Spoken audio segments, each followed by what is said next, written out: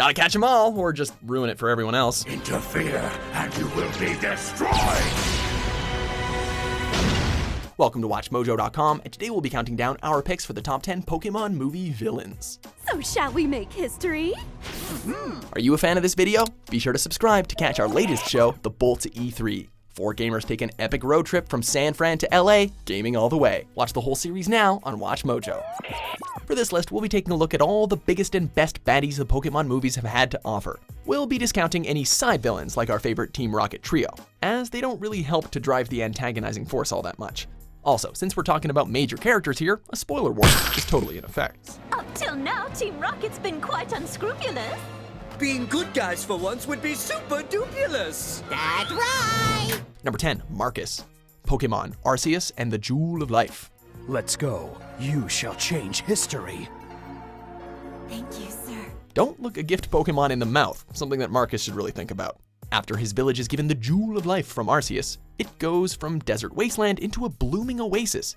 However, his teacher wishes to honor Arceus' agreement and return the jewel. Marcus, however, believes that the jewel belongs to them, and he'd kill anyone who got in his way.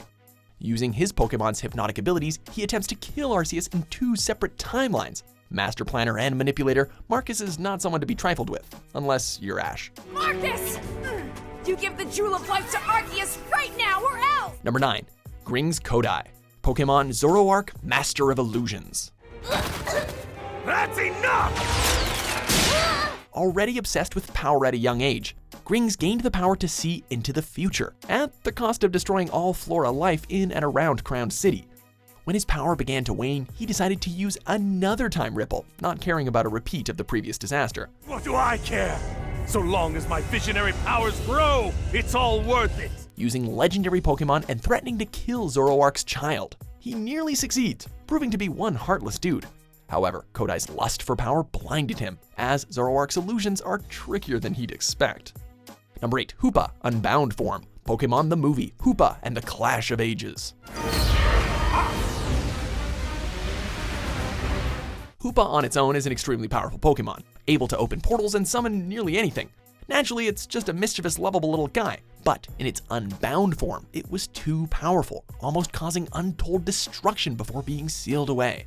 This dark shadow of Hoopa grew in power, holding much hatred and darkness inside the bottle, possessing anyone who touched it to commit evil deeds. Team Rocket! Eventually freed, it intended to finish what it started by causing mass destruction, with only little Hoopa to oppose it. Number 7, the Phantom. Pokemon Ranger and the Temple of the Sea. Recover now! Roger. The Phantom is your stereotypical pirate, sailing, or in this case, submersing through the sea in pursuit of the greatest treasures. Unlike most stereotypes though, the Phantom goes above and beyond, as he wishes to rule over the sea, using Manaphy and the Sea Crown to do so. I'll get the Sea Crown if it's the last thing I do. While his methods are dastardly, the Phantom comes across as more humorous than most Pokemon movie villains, overusing catchphrases and coming across as rather bumbling sometimes. I mean, come on, not every villain has to be super cruel. Number 6, Iron Masked Marauder, Pokemon Forever. Speaking of cruel and hateful, Iron Masked Marauder has it in spades. Allow me to demonstrate.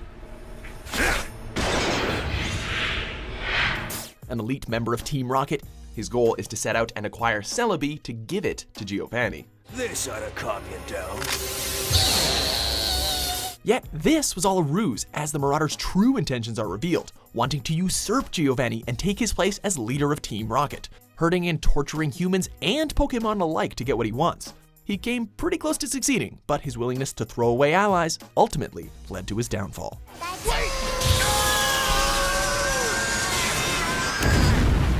Number 5, Lawrence III. Pokemon, the movie 2000. Some seek out Pokemon to do battle, some wish to make new friends, and then others just want to catch them all. Unfortunately, some of those collectors can take it a bit too far, especially in the case of Lawrence III. It seems there's been a shift in the balance of power.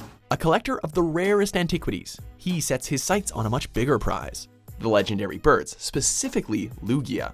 Caring not for the safety of the birds, or the world and its people, he goes to the greatest of lengths to get what he wants. Soon, Lugia, you will be mine, and my destiny will be fulfilled at last. Number 4, Annie and Oakley, Pokemon Heroes. Are you ready for the main event? It seems like Team Rocket's elite members are saved only for the movies, which is probably why the scrubs can't catch Pikachu. Unlike other elite members of Team Rocket, however, these sisters are out to acquire the soul dew and power over an ancient machine, the DMA. Okay, if you want to be the hero, we'll take you first. Both are extremely good at their job, acquiring both easily, and are ready to cause some mayhem. Unfortunately, Oakley's megalomania works against the two, as she turns psychotic while using the DMA, nearly destroying the city and, of course, the world. Number 3. Butler, Pokemon, Jirachi Wish Maker. I knew it! Jirachi will be the star of our greatest show! Failures as a scientist can be quite daunting, enough to create an obsessive desire to succeed. Butler is no different. After failing to create a Groudon, he was fired by Team Magma. He sought other means to create a successful experiment in the Wishmaker Pokemon, Jirachi. Caring not for what this would mean for Jirachi or the world, Butler used the Pokemon to successfully create a Groudon, but at a horrible cost. You're mad. Not mad, just a little angry and maybe a wee bit impatient to get on with the show. The Groudon was an imitation, primal and devouring everything in its wake. Number 2. Zero, Pokemon, Giratina and the Sky Warrior. Emotional instability and lust for power is a terrifying combination. I see, so that's how it is. Zero is a brilliant man. Having studied under Newton Graceland, the two managed to create a means of traveling between dimensions. Unfortunately, Zero saw this as a means to rule over the reverse world, using Giratina's power for his own means. Unlike most Pokemon villains, Zero truly believes his actions are righteous, unaware of his own destructive nature. I couldn't care less what they think they've done. No one gets in my way! He can go from calm to outright crazy when things don't go his way, acting less like a master villain and more like a child on a tantrum. Before we take a look at the best Pokemon movie villain there ever was, let's take a look at some honorable mentions. You psychic!